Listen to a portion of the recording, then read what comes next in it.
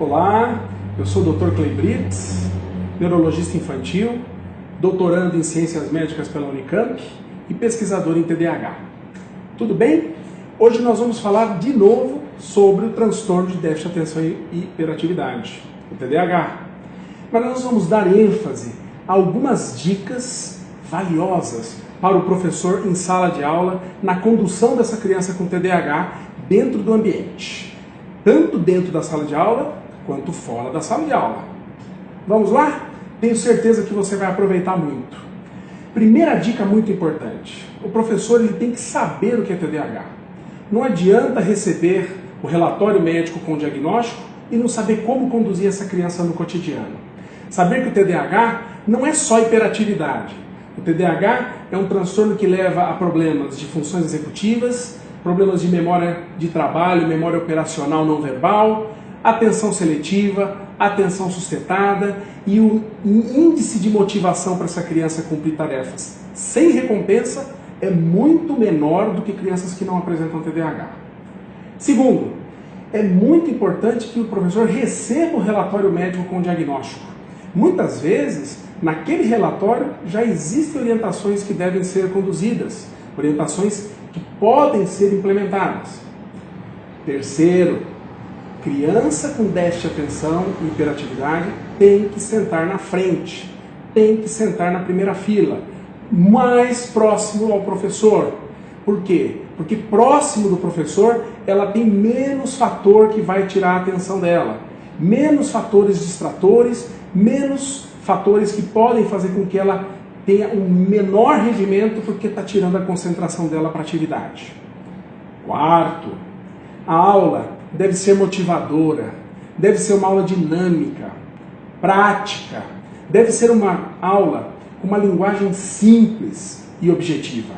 Deve ser uma aula em que, durante a sua fala, professor, você tem que observar aquele aluno e ver se realmente ele entendeu, se realmente ele está com aquela expressão de que dominou e memorizou e entendeu a sequência do que você quis falar. Por isso, é muito importante repetir o conteúdo em alguns momentos durante a aula, mudar o tom de voz, dar ênfase em determinados pontos da sua aula que você, professor, acha fundamental que ele memorize. E durante o processo e a sequência, repetir, voltar naquele assunto de novo para que ele possa realmente poder guardar e memorizar aquelas informações. Sexto, faça perguntas durante a aula. Coloque perguntas no começo da aula, dando assim um certo desafio, um certo clima de quiz. Quem responder as perguntas que eu vou colocar no início da aula ao final da aula, recebe 0,1, 0,5 pontos na média. Isso vai dar para esse aluno uma motivação para aumentar o nível de concentração dele durante a aula. 7. Estimule a pesquisa. Estimule a busca de informações que possam ser acrescentadas àquela matéria básica que você deu. Crianças com TDAH gostam muito de elogio, muito mais do que crianças que não têm TDAH.